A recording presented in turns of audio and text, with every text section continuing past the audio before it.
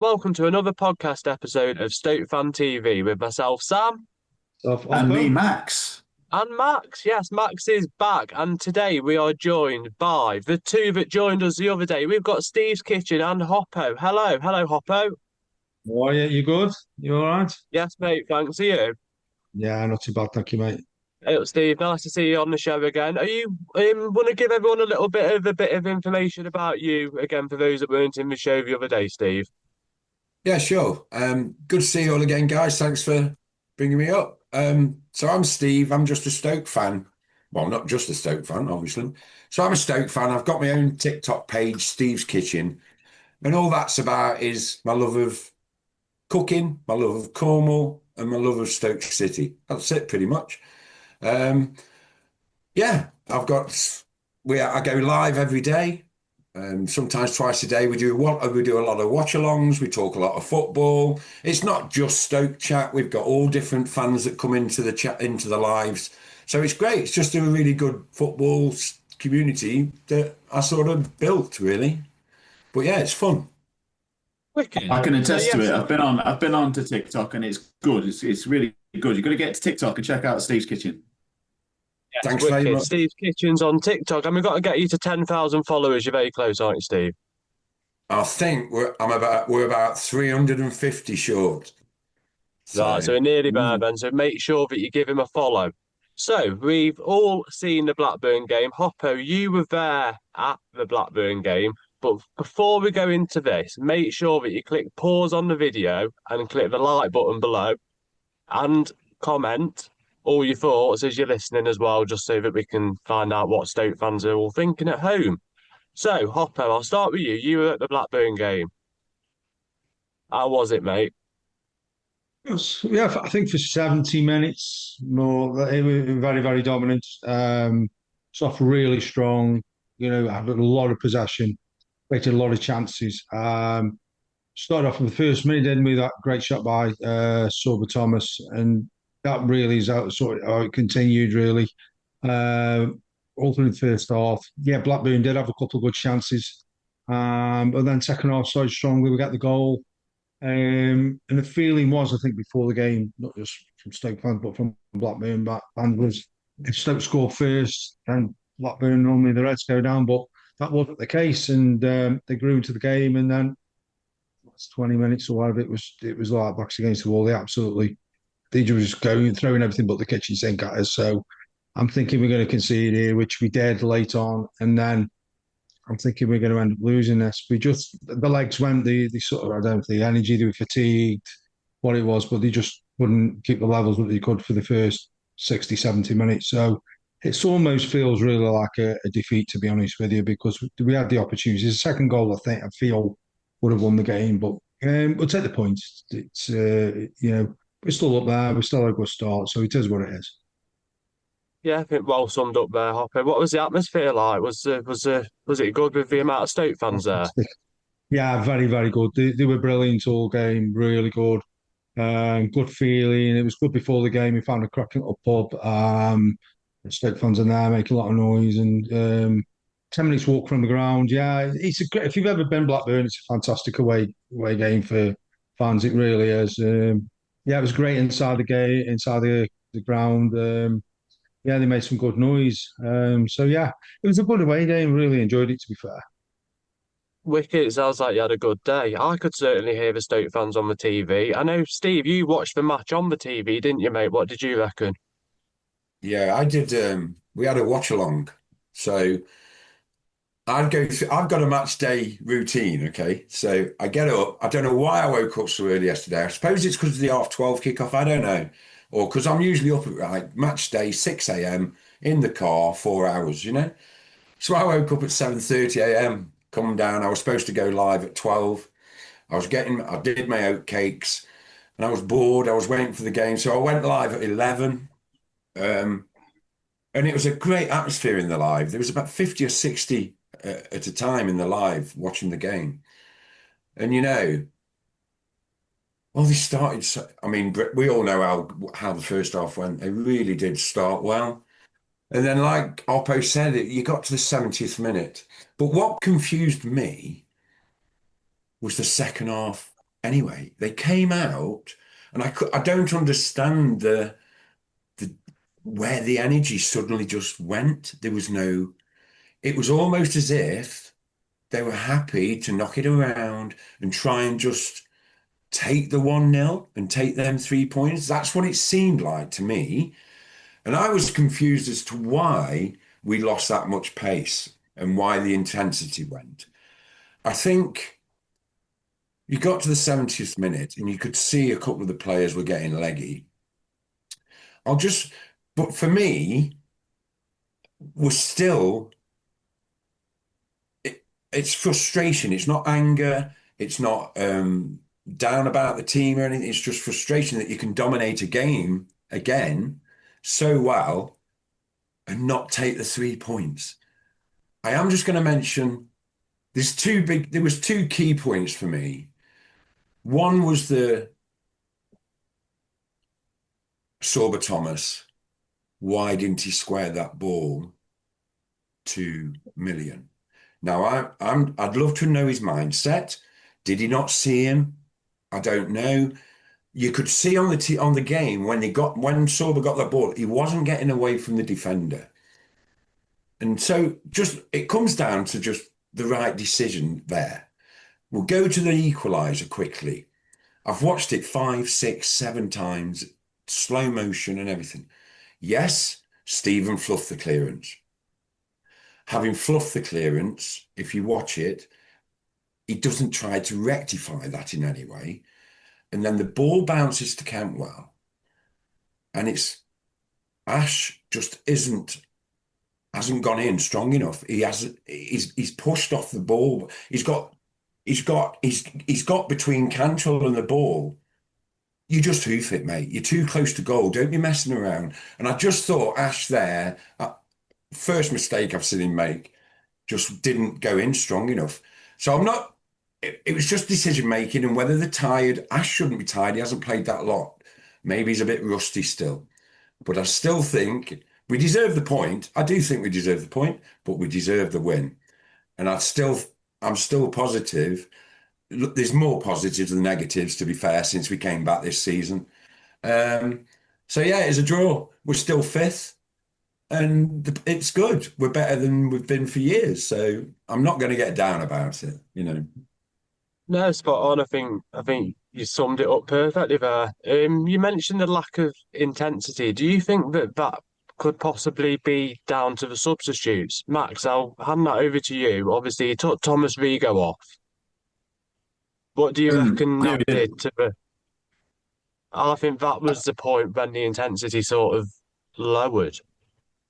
It didn't help, I don't think. I think that Rigo, I think he had to come off though in a way because he was on a yellow and he had another niggle, didn't he, at one of the players at one point, and I thought, oh, one more, Mason, you could be a goner. So I think that he was kind of in a bit of a position where he did have to be taken off, and Zonzi came on. I think I put the cat amongst the pigeons a little bit on Facebook today. I put a post out saying, come on, let's take it a little bit easy on Nzonzi. He's been getting a lot of flack, and the man's nearly 37. He's come back in. He's hardly played really. I think he's played like 24 minutes or something like that, including yesterday's game. He is a little bit off the pace, you can see, and he's made one mistake really, and there's a lot of people giving him a lot of flack. I think people just calm down a little bit, give him a little bit of time to get back in. People are saying, oh, we shouldn't have brought him on at this point. Well, why not? Why shouldn't we have brought him on? He's come back and he's supposed to be ready to go. We could have brought Pearson on. People saying we should have brought Pearson on. Well, why can't we bring Nzonzi on? He's not going to come back just to be a spectator, is he? He's not going to come back as a coach. He's come back to play. And he came back in, and granted, his clearance wasn't the best, was it? It kind of fell to the wrong person at the wrong time. He just he just needs minutes. He needs some minutes and he needs a bit of game time. He needs to get his confidence up and kind of find his way back into his groove. We know he was an exceptional player, and I think we can't judge him on this. A couple of games, a few minutes here and there. I think it's really unfair to. we'll see how he does after 4 or 5 games. If he keeps passing it to attacking midfielders in our box at every game, we'll say, well, maybe Nzonzi's probably not the player he was. But right now, and we've mentioned Phillips there. We've mentioned Phillips made a mistake. He did kind of make a mistake, but here's the thing, right? He wasn't the only one to make a mistake in that game. True. Other players are making mistakes. The problem was that it was a series of mistakes. It was a mistake from Phillips. I think there was a mistake from, was it Seko or someone in there? I can't remember. And then it was a mistake from Nzonzi. And all of a sudden, you've got 3 mistakes in a row, and it's a goal. Earlier on in the game, Wilmot headed it basically to their striker, who's on a run through or a centre attacking mid. But it didn't come to nothing because then it was backed up. So it was just unfortunate. It was one of them things. And then there was missed opportunities at the end. Obviously, Steve's mentioned Sorba maybe just had his head down, maybe just bombing it forward. He didn't look over, see Million to his right. Million ran through. There was a chance where he potentially could have squared it to Bosnick, and then that could have been a conversion. But I think we generally should have been 3-0 up by that point, really. If you look at the game, and then we'd have been saying, they're a bit rusty, but never mind. So that's the tale of it for me, really, Sam. I don't know what you think. Yeah, that's it. I think you've got it. I think you got it spot on. We can't give Stephen Nzonzi too much grief, really. He's just come back. As you said, he's nearly 37 years old, and Yeah. he's come in as a legend with the experience of being in the World Cup, winning the World Cup, and being in the Champions League team since leaving Stoke. Even if he does become a coach, I'm still happy that he's back at the club, really, just for that. What do you reckon, Hopper? Yeah, I think spot on, Max, and what Steve said as well. All of he said, yeah, absolutely. Fans are a bit fickle like that, aren't they? It was mistakes made, but all afternoon, like you said, Max, there was mistakes made here and there. The Wales one, Junior made a few mistakes during the game. Mistakes happen, and they do. It happens, and particularly at the stage of the season. And when it's a heavy pitch, it was the players were slipping over all day. So you can't blame a pitch, but there was mistakes made throughout the day, and it was difficult conditions. And mistakes will always be made, but I don't necessarily agree with getting on players' backs at the end of the day. And so probably the wrong kind of game for him to come on to. Maybe a game when we were winning, if we were 2-3 up and we're cruising, then maybe that would have been better substitution. But something like Pearson on just to manage the game out a little bit. But it's one of those. It is one of those mistakes are going to happen. We were under a lot of pressure. Then our legs are gone. So it's a case really of just getting in, and getting stuck in, and like I say, Ash Phillips trying just being a little bit stronger. But when you're tired, and that's just the way it is. But let's keep upbeat. We've had a fantastic start. We didn't lose. We lost. We drew against a team that are fighting. That need wins. So I think there's more positives, like I said, a lot more positives than negatives. Mistakes are going to happen, get games like that. So it's onwards and upwards, isn't it? I think It's some of positive, these draws, isn't it? I think some Yeah, of these draws we've just had, we'd have lost. Last season, we'd have lost a couple of them draws. So to be fair, if we're looking at it now as points lost because we're doing so well at the start of the season and we're up there at the top. But I think on last season, the points gained. And I think yeah. that's how we need to look at it. Steve, what do you reckon? I think people just need to step back and take a look at the bigger picture here. Of what the squad is built, where we are. Just step back, take a look at the bigger picture. Look where we are after 9 games. I'm buzzing. I am. I mean, I haven't had this feeling since the Pulis took us up. So I think he's doing a great job. I fully 100% back the gaffer. I trust his judgment. I'm not a professional coach, so I can't question it. But I think there's been some outstanding performances this season. I think Seko is outstanding now. He's coming better every game. I think Wilmot. He had a great game, didn't he? He had a great game yesterday. I thought. A great season. Couldn't fault him. And I love his scanning, the way he scans and he's directing and telling people where to play to space. And I do. And I think Wilmot is so improved. And this is, I'm happy with where we are. We could have had 9 points. They're all saying this week we'd be top. The championship's brutal. You don't just. It's a tough league, guys, as we all know. Anyone can beat anyone on the day. But Happened yesterday. Yeah, I'm happy. Yeah, look at the results yesterday, and we're still Yeah, weird. happy days. So I'm happy, and I think we'll only get better as the season goes on. Yeah, It's The so tough thing we're as though, going well, isn't it, though, into when it. you think about it, because sorry, Sam, it's tough though, because like you've just said, Steve, we want to stay positive. I just think, do we think as well though a little bit? We have to be ruthless at times though. If we are gonna go up, we need to put these games to bed. I think at times. I mean, sorry to interject, Sam. Go on.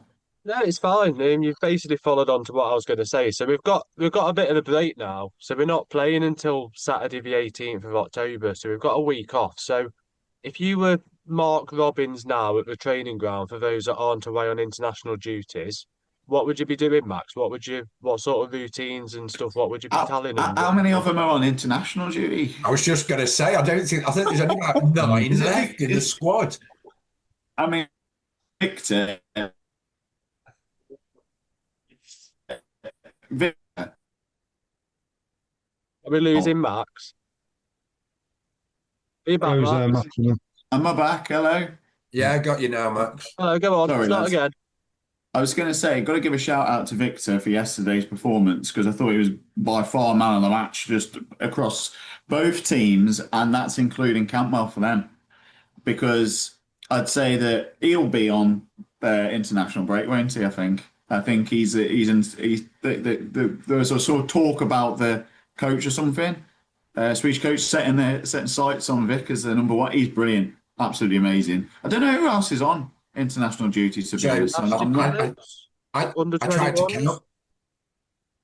I tried to count them today because I think you've got Vic, you've got Rigo and Bosnich, Rigo, Oh Bosnich, yeah. Shamadou, Shamadou. Phillips under 19s, Mubama under 19s. You've got Yeah. Million, you've got Sorba, you've got Junho. There's a few going on. Wasn't there's Yeah. about 10. Do you know what? There's more than I realised there, to be fair. So probably, I mean, what I'd be saying if I was manager is, we need to start just being a bit more ruthless, lads. We need to start putting these games to bed and making probably better decisions in the final third at times.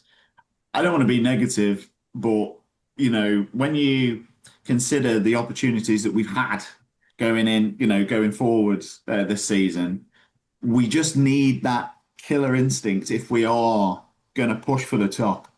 Because you look last season, you look at like let's take Leeds for example. Last season in the Championship, they absolutely whooped us, and they whooped a lot of teams because what they were doing is they were ruthless. They didn't, they were absolutely. Look at Coventry this season. Coventry have got something like 27. Is it 27 goal difference? They are shooting all the time. They are ruthless. And I know we go on at Million as well for not passing and shooting loads. And there are times when he should pass, but he's probably our top shot. I think he scored. I think he shot 20 shots. He's had something like that. But Coventry they are going for it and they are dispatching teams and they look ruthless. And the teams that are going to come up and play him are going to be thinking, wow, let's just, well, we've got something here. They are literally putting everything to bed. I think yesterday for me, just want to clarify something because I know I've got flack for giving Beijano flack, right?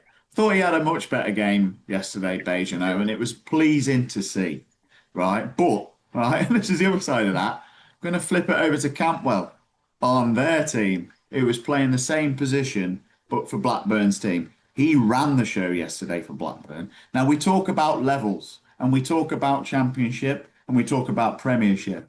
Cantwell wasn't good enough for the Prem apparently, or isn't good enough for a Prem team. He had something like 85 touches or something like that yesterday. Beijing had about 40, 43, something around about that. So it's half. So it just shows you, though, for me, not saying that Beijing had a bad game by any stretch of imagination. I thought he did well, but there's levels and there's levels to going up. There's levels to the team that we need to hit, I think, to just take us there. Because if we had someone, like I said, like Campwell in Stoke team yesterday, with all due respect to Bay, then I think we'd be telling a different story because the amount of he was just pulling the strings for them, and he was everywhere, wasn't he? So I think for me, I think my conversation to the players, even those ones who've gone on international break, was, do you lads want to be Prem players? Do you want to step up? because you're gonna, there's you're doing amazing and it's positive and everything, but just want to you want to reach that next level. There you go. That's Yeah, what I'd say. 100%. What do you reckon, Hoppo? Yeah, I think the key thing here, what everyone's got to remember is we're 9 games in. I think this is work in progress. This is Romsey. He was fighting fires and putting sticking plasters on last year, second half of the season. He's had his first pre-season, in which they've come out really strong. We're having a great start to the season, but it's still work in progress. They're still finding the feet. We've got a young lad who's come from academy. He's going to bed in. We've got Bosnick. He's got to settle into the English game. So yes, we need. That's the one thing clinical. We're not clinical enough, but I do feel if we keep doing what we're doing and they keep working, they'll be analysing every aspect of the game, won't they? Every single aspect of the game, as a team, and they'll be going through where they can improve. And I just think you just got to keep chipping away. And I do see the goals coming from the forwards, so it is work in progress. And I think they will probably look back on the last. They work in blocks, don't they?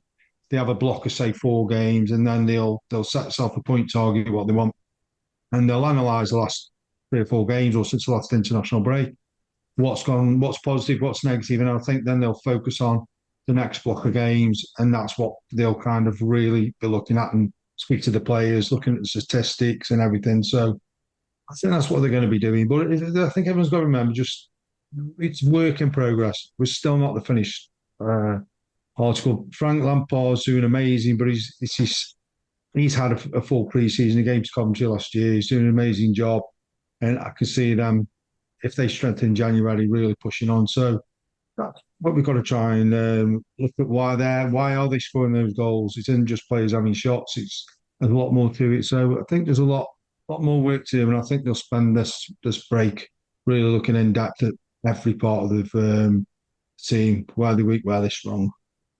I think every Stoke fan will agree that we're all looking forward to seeing what Mark Robbins can actually do to this squad because he's not been at Stoke really for that long, and I think it's quite remarkable what he's already done and the work rate and team spirit that seems to be there. Steve, what do you reckon? You're nodding. Yeah, I just think I've never felt the club so stable, to be honest, for years. And I just think he brings that calmness, some stability. And, he hasn't even been here a season yet. He's done 6 months. And I think it's phenomenal what he's done. You go to the ground, you go to the game, there's a buzz again, and that buzz is back, and it's because of what he's doing.